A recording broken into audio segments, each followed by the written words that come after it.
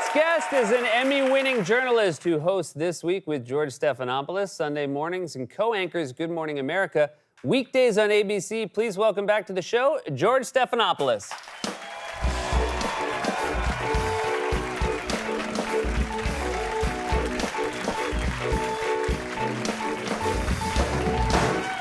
Welcome to the show. Good to be back. You have a congratulations in order. You just celebrated a 20th wedding anniversary with Ali Wentworth. Yes. Fantastic Very actor, lucky. comedian, writer. Did you do anything special for 20? We actually didn't, no. It was one of those things, you know, we both had to go visit our parents that weekend. Oh, that's very nice. Yeah, it was just something that just had to happen, but we had a little celebration at home, and we, you know, I don't know how long you've been married, not I don't quite know that either. long. Yeah.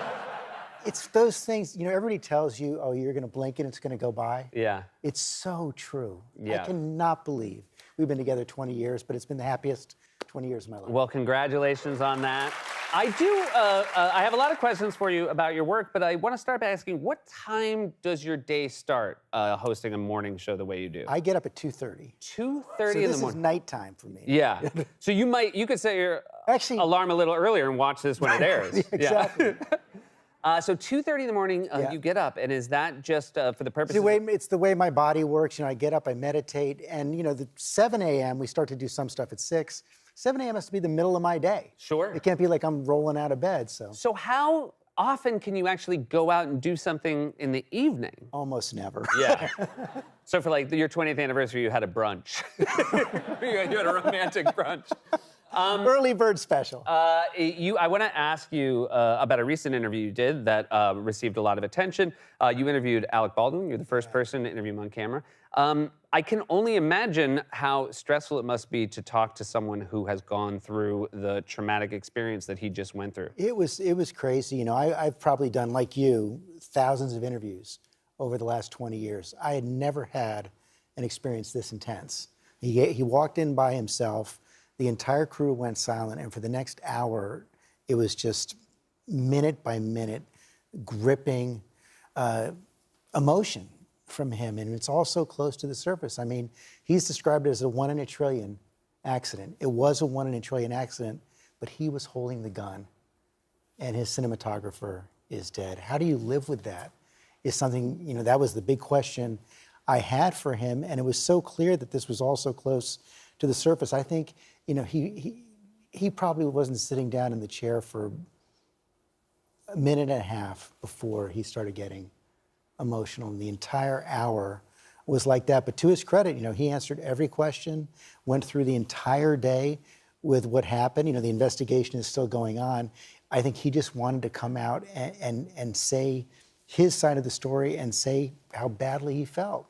It's very wonderful when you can provide this sort of storytelling of the things that everybody is thinking about. And you're doing that as well, not just with that interview, which I think everybody wanted to hear what Alec had to say.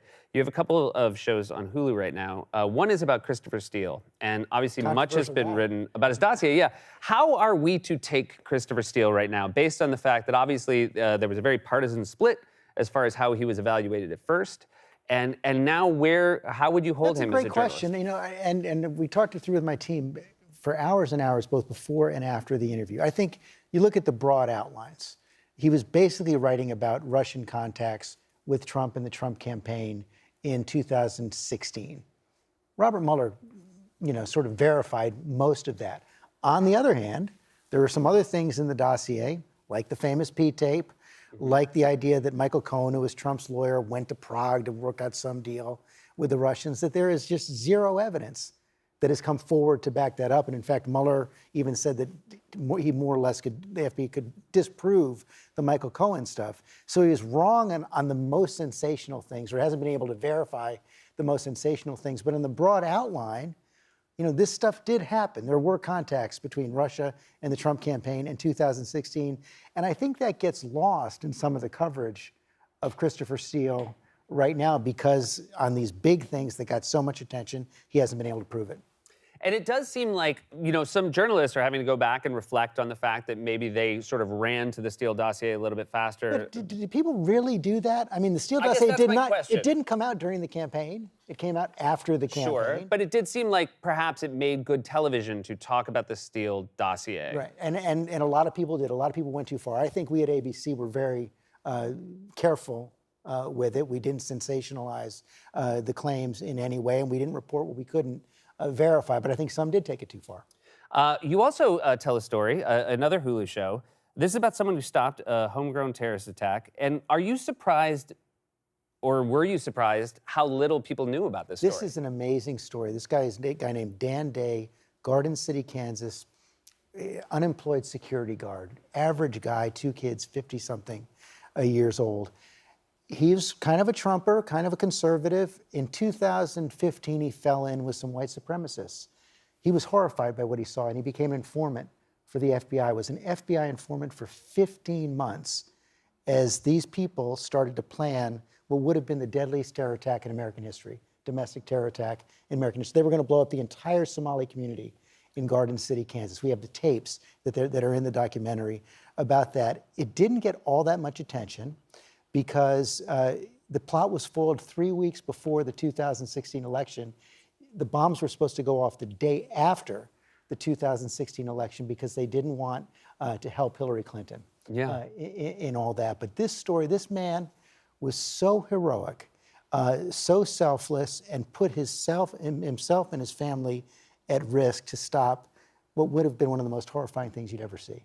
When you talk to someone like that, do you get the sense that they understand now their own heroism? And every once in a while on Good Morning America, we meet people as well who, save people from burning fire or, from a shark or something like that.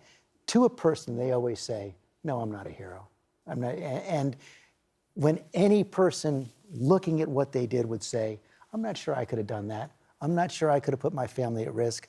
I'm not sure I could have been hanging out with these violent people who were going to do horrible things and maybe even put a bullet in my head. And he just kept on persisting in order to stop it. To this day, he doesn't believe he's a hero. He certainly is. I would agree with that as well.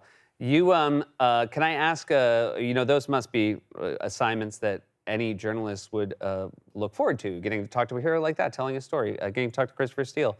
What is the worst assignment you've ever been given? There was actually one of the best April Fool's jokes my wife ever played on me. It was years and years ago on Good Morning America.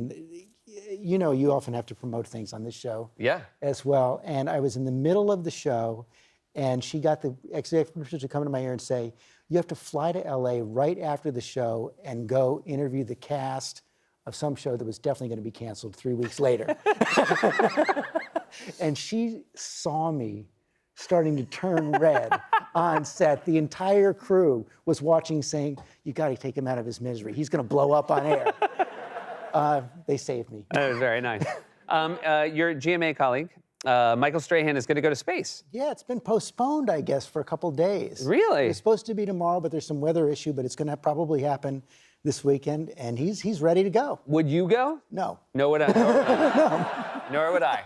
Would you I'm glad he is. Yeah. Not even tempted, not even a little bit. Not even a little bit, because you know what? They got cameras up there, so I know what it looks like. Yeah. It's fine, yeah. And he's going to. They're like, you can't believe what it looks like. It's like, you took a picture, I know exactly what it looks like. And we're going to broadcast it, and all of you can watch. God bless you, Michael. God bless you. I'm glad he's doing. Hey, thank you so much for being here. Always a pleasure, George. George Stephanopoulos this week with George Stephanopoulos here Sunday mornings at ABC.